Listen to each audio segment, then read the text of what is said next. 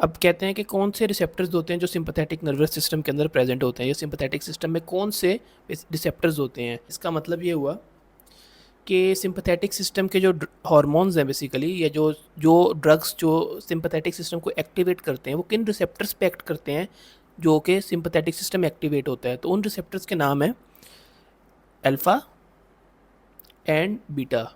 Alpha further divided है alpha one and alpha two के अंदर, ठीक है। बीटा फर्दर डिवाइडेड है beta one, beta two and beta three के अंदर। पैरासिम्पथेटिक ड्रग्स जो होते हैं या कोलिनर्जिक ड्रग्स जो होते हैं, या जो पैरासिम्पथेटिक सिस्टम है, इसका जो इसके जो रिसेप्टर्स हैं बेसिकली, या जिसके ऊपर पैरासिम्पथेटिक ड्रग्स एक्ट करते हैं, वो रिसेप्टर्स कौन से हैं? वो हैं मस्करेनिक एम और निकोटिनिक एन। निकोटिनिक जो सिगरेट के अंदर आपका मेन कंपाउंड होता है। मस्क्रीन भी एक मॉलिक्यूल है, इसके बारे में हम बाद में पढ़ेंगे। अब मस्क्रीनिक रिसेप्टर्स होते हैं पैरासिम्पथेटिक सिस्टम के अंदर, और निकोटिनिक रिसेप्टर्स होते हैं। मस्क्रीनिक रिसेप्टर्स फर्दर 5 टाइप्स के होते हैं, M1, M2, M3, M4 और M5। निकोटिनिक रिसेप्टर्स जो हैं ये 2 टाइप्स के होते हैं। एक ये गैंग्लियंस या न्यूरॉन्स में प्रेजेंट होते हैं, तो इनको एन कहते हैं। और एक मस्कुलर स्केलेटल मसल्स में प्रेजेंट होंगे, जिसको हम कहेंगे एम। तो आपने याद रखा, निकोटिनिक रिसेप्टर्स जो हैं, निकोटिनिक रिसेप्टर्स और मस्क्रीनिक रिसेप्टर्स, ये 2 टाइप के रिसेप्टर्स होते हैं पैरासिम्पथेटिक नर्वस सिस्टम के अंदर। और मस्क्रीनिक रिसेप्टर्स की types M1, M2, M2, M3, M4, M5 है। और निकोटिनिक की एन फॉर न्यूरॉन और M फॉर मसल, ठीक है। निकोटिनिक एन और एम 2 टाइप्स के होते हैं। इसी तरह जो सिंपैथेटिक नर्वस सिस्टम है, उसके जो रिसेप्टर्स हैं वो अल्फ़ा रिसेप्टर्स होते हैं, उस further alpha one, alpha two, और beta one, beta two, beta three. इसका मतलब ये हुआ कि सिंपैथेटिक ड्रग्स जितने भी होते हैं, जो एड्रिनर्जिक ड्रग्स होते हैं, वो इन रिसेप्टर्स पे एक्ट करके इसको एक्टिवेट या डीएक्टिवेट करते हैं। इसी तरह कोलिनर्जिक ड्रग्स जो होते हैं, वो इस रिसेप्टर पे या इस रिसेप्टर पे एक्ट करेंगे और इस सिस्टम को एक्टिवेट या डिप्रेस करेंगे। ठीक हो गया। अच्छा, लास्ट में आपको एक टर्मिनोलॉजी और बता देता हूँ कि एक टर्मिनोलॉजी आपको एक और बता देता हूँ। अगर for example sympathetic nervous system है, तो जो drugs for example alpha one या अल्फ़ा टू या beta one, beta two, beta three, इन रिसेप्टर्स को जो जो ड्रग्स एक्टिवेट करेंगे, वो ड्रग्स कौन से थे? वो एड्रिनर्जिक ड्रग्स थे, ठीक है। अब जो एड्रिनर्जिक या सिंपैथेटिक ड्रग्स हैं, वो इन रिसेप्टर्स पे एक्ट करते हैं और इस सिस्टम को एक्टिवेट या डीएक्टिवेट करते हैं। जो ड्रग्स सिंपैथेटिक सिस्टम को एक्टिवेट करते हैं, इन रिसेप्टर्स पे एक्ट करने के बाद उनको क्या कहते हैं आप?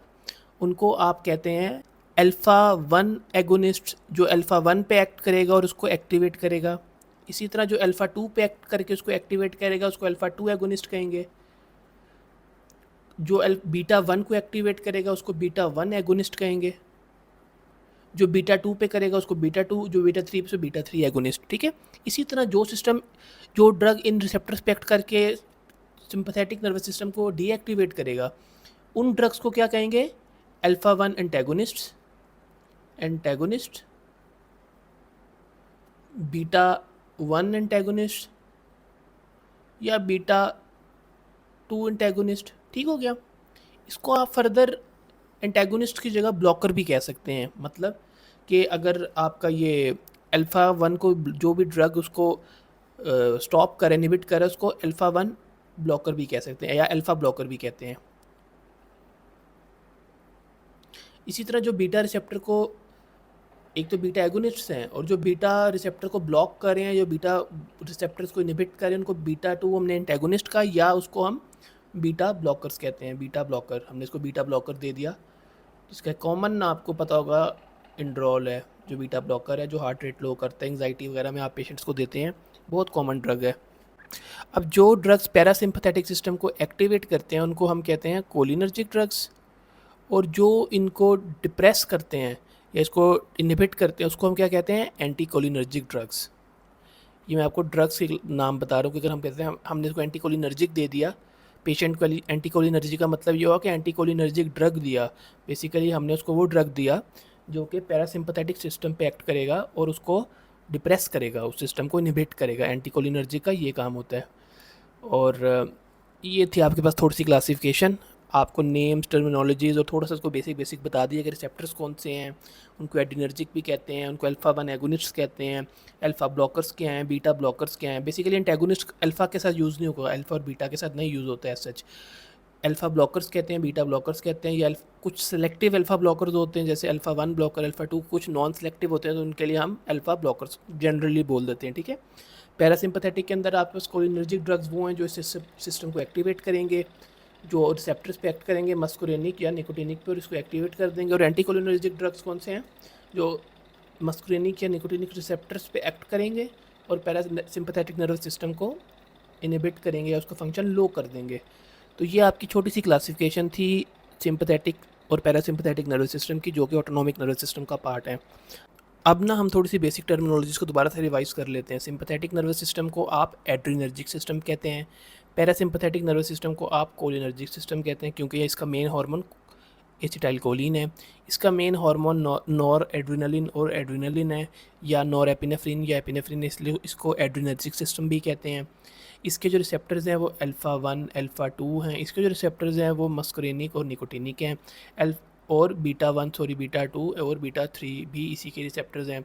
जो रिसेप्टर्स जो ड्रग्स इन रिसेप्टर्स को एक्टिवेट करेंगे वो एगोनिस्ट्स होंगे, जो ब्लॉक करेंगे वो एंटेगोनिस्ट्स होंगे या ब्लॉकर्स होंगे। जैसे अल्फ़ा ब्लॉकर्स अल्फ़ा को ब्लॉक करेंगे, beta blocker beta drugs beta receptors को ब्लॉक करेंगे। इसी तरह जो इस सिस्टम को एक्टिवेट करेंगे पैरासिम्पथेटिक सिस्टम को ड्रग्स, उसको हम कहते हैं कोलिनर्जिक ड्रग्स, कोलिनर्जिक ड्रग्स। और जो इसको डिप्रेस करेंगे या जो इसको इनहिबिट करेंगे उनको हम कहेंगे एंटीकोलिनर्जिक। आप ये थोड़ी सी टर्मिनोलॉजीज जो हैं ये ध्यान में रखिएगा।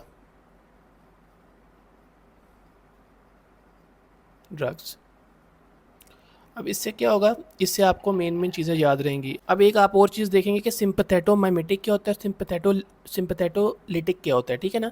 अब सिंपथेटोमाइमेटिक जो होता है ना बेसिकली वो मिमिक करता है सिंपथेटिक ड्रग्स की, ठीक है। तो वो सिंपथेटिक सिस्टम को एक्टिवेट करेगा क्योंकि वो सिंपथेटो माइमेटिक है, ठीक है ना। तो वो इसकी मिमिक्री करेगा, मिमिक्री करना किसी की। तो सिंपथेटोमाइमेटिक, तो ये ऐसा ड्रग होगा जो सिंपथेटिक सिस्टम को एक्टिवेट करेगा, याद रखिएगा। सिंपथेटोमाइमेटिक, मिमिक का मतलब होता है किसी की नकल उतारना, ठीक है ना। तो सिंपथेटोमाइमेटिक एक ऐसा ड्रग है जो किसी भी जो सिंपथेटिक सिस्टम को एक्टिवेट करेगा। सिंपथेटोमाइमेटिक का दूसरा नाम क्या है, एड्रीनर्जिक ड्रग भी इसको आप कह सकते हैं, या इसको आप एड्रीनर्जिक एगोनिस्ट भी कह सकते हैं, ठीक है। बेसिकली ये एगोनिस्ट है। सिंपथेटोमाइमेटिक जो है वो इस सिस्टम को एक्टिवेट कर रहा है, तो वो एड्रीनर्जिक एगोनिस्ट है, या वो अल्फा एगोनिस्ट हो सकता है या वो बीटा एगोनिस्ट हो सकता है, वो आगे फर्दर बात है।